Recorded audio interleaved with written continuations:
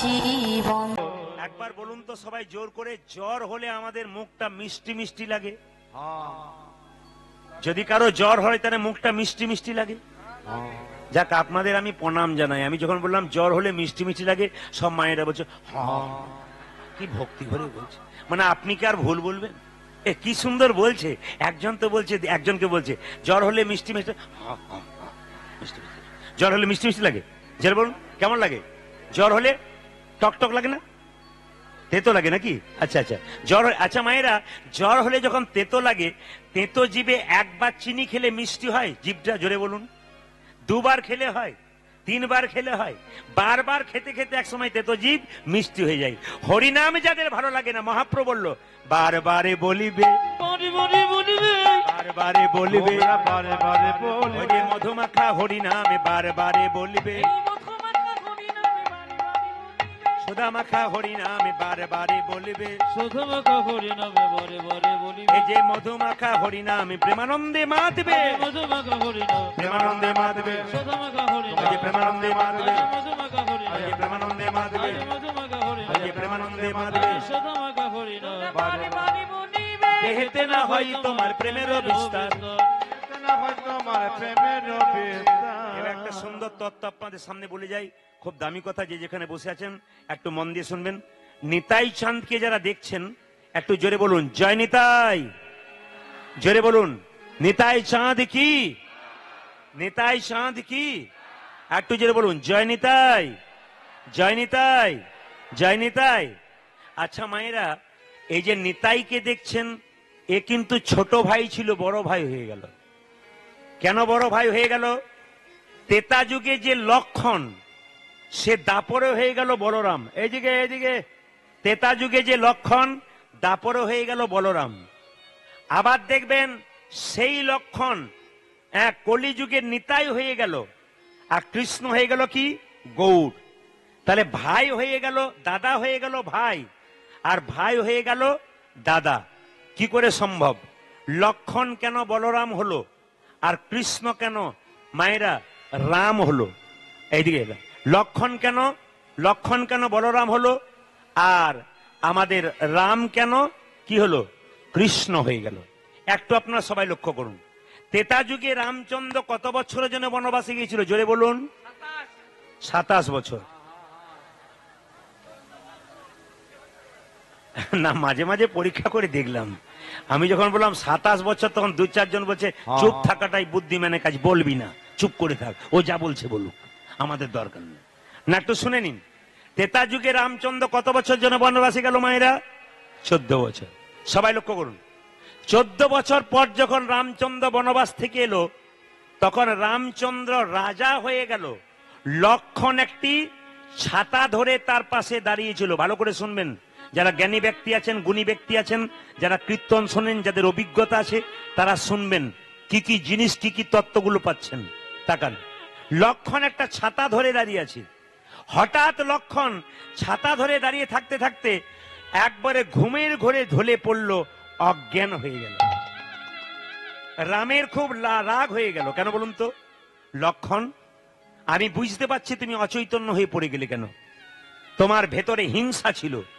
আমি রাজা হয়ে গেলাম, তাই তুমি অচৈতন্য হয়ে পড়ে গেলে। তার মানে তোমার রাজা হবার ইচ্ছা ছিল। ছি, তুমি আমাকে বলতে পারতে যে তোমার রাজা হওয়ার ইচ্ছা ছিল, আমি তোমাকে রাজত্ব ছেড়ে দিতাম। আমি রাজত্বের লোভ নাই আমার। একজন ছুটে এলো, বশিষ্ঠ দেব।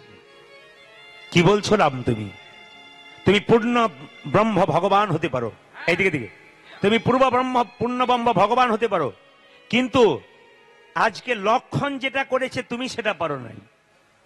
ইন্দ্রজিৎকে বধ করতে গেলে পুরুষের কিছু লক্ষণ থাকে, সেই লক্ষণটা লক্ষণের ছিল। যে পুরুষ 14 বছর না করে নারী দর্শন, না করে নারী মুখ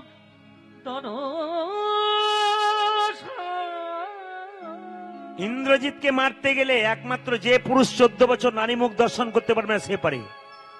যে পুরুষ না করে 14 বছর ভক্ষণ, যে পুরুষ 14 বছর না করে শয়ন,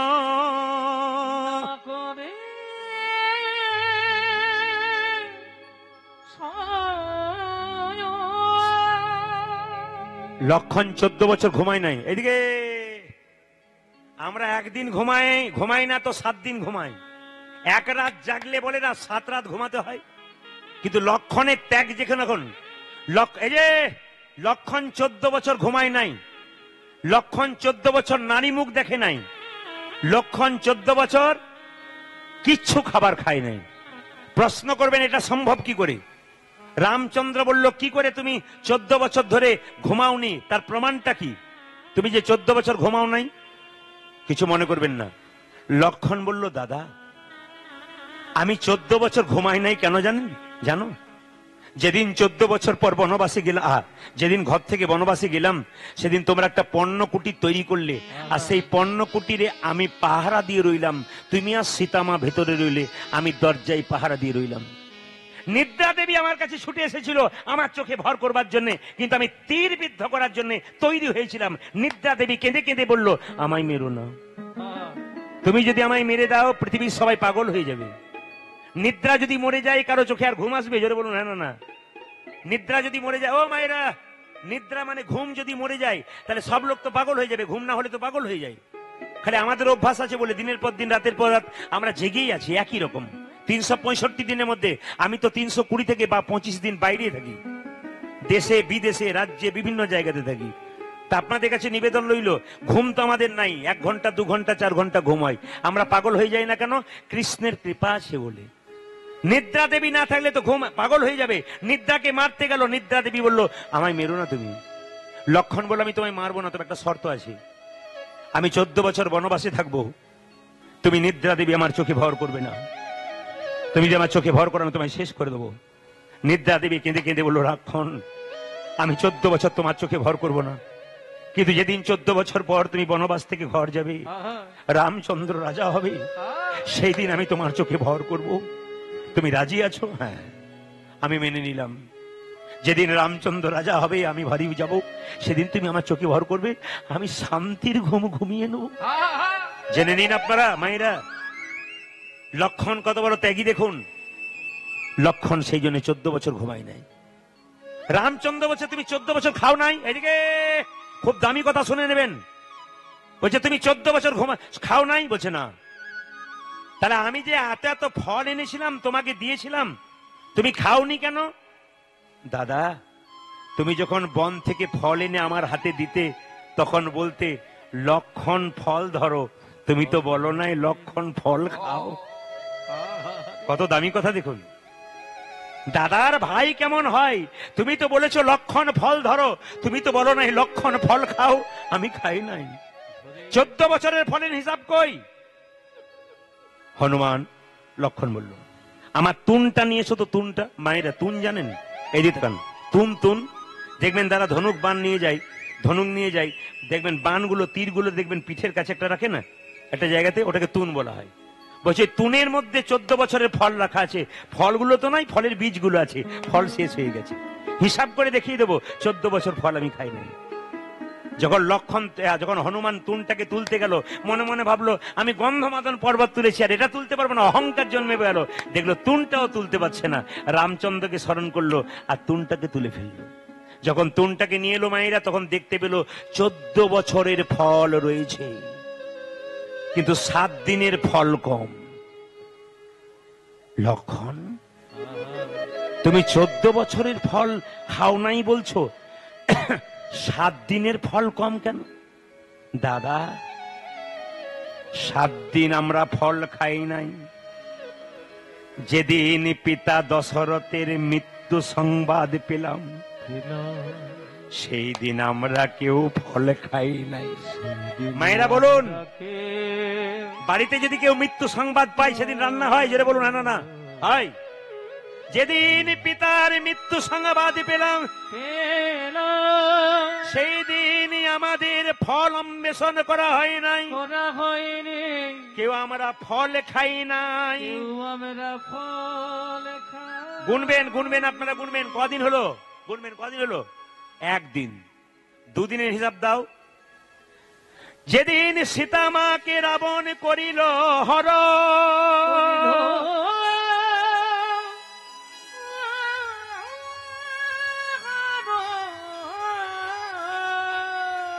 যেদিন সীতা মাকে রাবণ হরণ করিল সেই দিন ফল খায় নাই। আচ্ছা। কদিন হলো গুনবেন, আপনার গুনবেন, মায়েরা গুনবেন, কদিন হলো? দুদিন। আর একদিনের খবর শোনো, যেদিন রাবণ মায়া সীতা তৈরি করে মায়া সীতার মস্তকটা কেটে সোনার থালাতে করে আমাদের দেখালো, সেই দিন আমাদের বাড়িতে ফল খাওয়া হয় নাই। যেদিন রাবণের শ্বশুর ময়দানব ইন্দ্রজিৎকে দিয়ে লক্ষণ বলল আমার বুকে সেল মারলো, আহা, সেই দিন ফল খায় নাই। কদিন হলো মায়েরা গুনুন, কদিন বলুন দেখান, কদিন? 4 দিন। যেদিন যেদিন যেদিন আমরা পাতালে প্রবেশ করলাম, আচ্ছা, হনুমান গিয়ে উদ্ধার করলো, সেই দিন ফল খাওয়া হয় নাই। সেই দিন ফলে খাওয়া হয় না। গুনবেন, কীর্তন হিসাবে জিনিস গুনবেন। কদিন হলো? 5। যেদিন যেদিন আমাদের বন্ধনে কইল, যেদিন আমাদের নাগ পাশে বন্ধন করা হলো, আচ্ছা, তারপর আমাদের গরুর এসে সেই নাগ পাশ থেকে মুক্তি দিল, সেই দিন ফল খায় নাই। কদিন হলো মায়েরা? জোরে বলুন, কদিন? 6 দিন।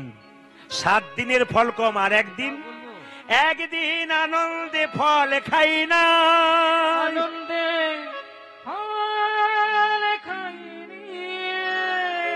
6 দিন দুঃখে ফল খাই নাই, একদিন আনন্দে খাই নাই। কোন দিন? যেদিন রাবণ বধ হলো, যেদিন সীতা মাকে উদ্ধার করা হলো, সেই দিন আমরা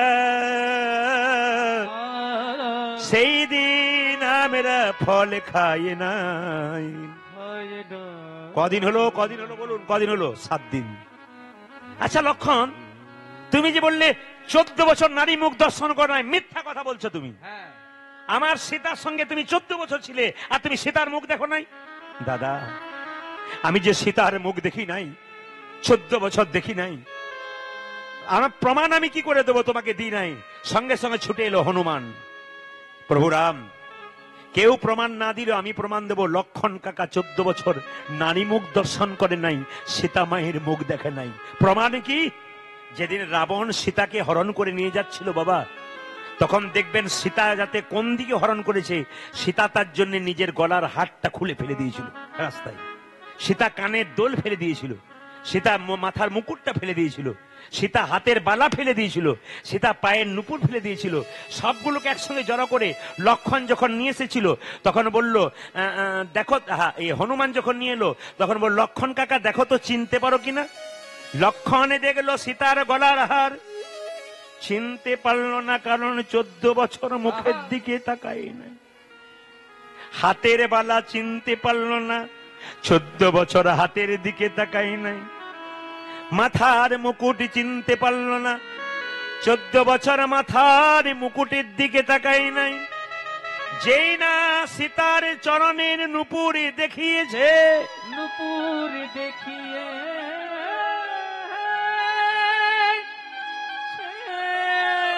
লক্ষণ কেঁদে কেঁদে বলে আমি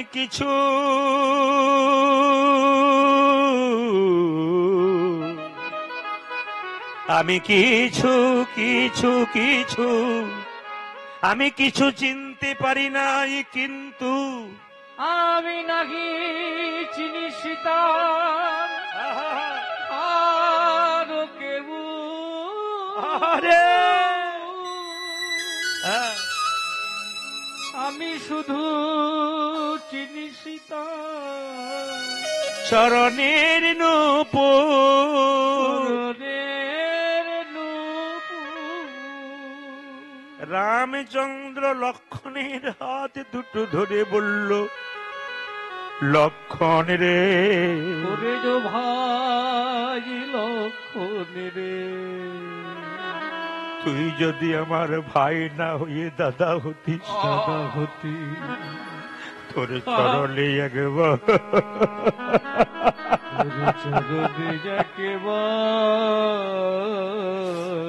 তোর চরণে একবার প্রণাম করিত।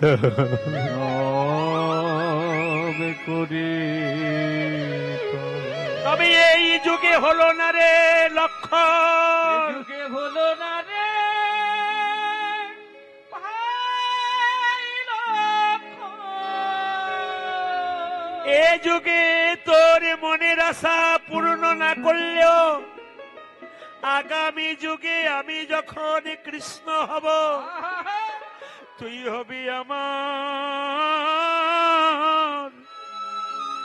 তুই হবি আমার দাদা বলরাম। তুই আমার দাদা, দাদা বলরাম। কলিযুগে আমি হব, আমি হব কলিযুগে আমি আমি আমি আমি হব গৌর, তুই হবি নিতাই, তুই হবি নিতাই। তোর মনের আশা পূর্ণ করব আমি তোর মনের আশা, আরে আশা পূর্ণ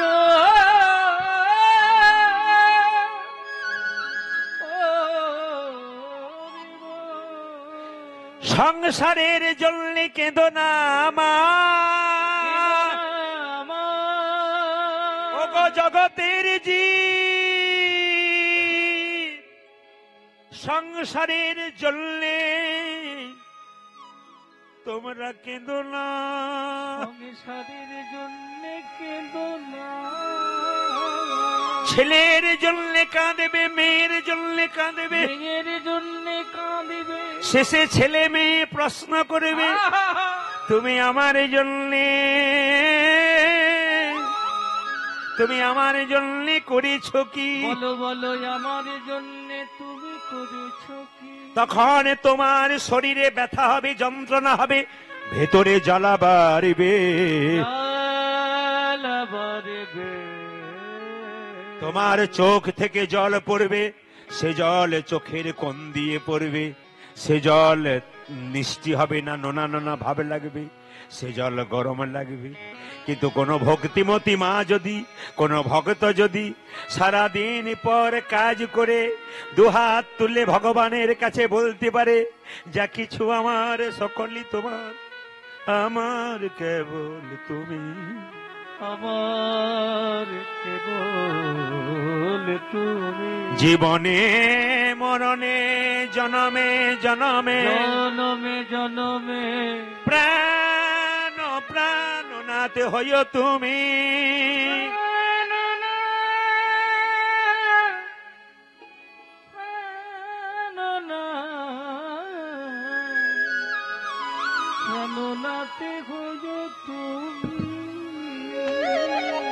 আজকের এই মহতী আসরকে ধন্যবাদ জানাই, আপনাদের মতো সুন্দর ভক্তদেরকে আমি ধন্যবাদ জানাই। মায়েরা কীর্তন চলাকালীন এত সুন্দর অপূর্ব ভাবে আপনারা কীর্তন শুনছেন, আপনাদের হৃদয়ঙ্গম হোক, আপনার ভক্তি হোক, কৃষ্ণ পদে মতি হোক। আমি আপনাদের জন্য একটা জিনিস প্রার্থনা করে যাব, আপনাদের জন্য যারা কীর্তন শুনতে এসছেন তাদের জন্য একটা জিনিস প্রার্থনা করব, আপনাদের গাড়ি বাড়ি টাকা পয়সা ধন দৌলত হোক আর না হোক, কীর্তনে প্রদীপ পার একটা প্রার্থনা করবে, প্রত্যেকটি হিন্দুর বাড়িতে একটি করে কৃষ্ণ ভক্ত সন্তান জন্ম হোক। প্রশ্ন করবেন, কৃষ্ণ ভক্ত সন্তান চাইলেন কেন? টাকা পয়সা গাড়ি আওলা সন্তান পেয়ে চাইলে না কেন? নিমাই যখন সচী মাতার কাছে গিয়েছিল, সচী মাতা বলেছিল, নিমাই তোর বাবার পিণ্ডটা দিহাই। বলেছিল, মা পিণ্ড দিলে কি হয়? 7 বংশোদ্ধার হয়, পিণ্ড দিলে তো 7 বংশোদ্ধার হয়। কিন্তু কোন বংশে একজন কৃষ্ণ ভক্ত সন্তান জন্ম নিলে তার 7 বংশ নয় বাবা, তার 14 বংশ উদ্ধার হয়ে যায়।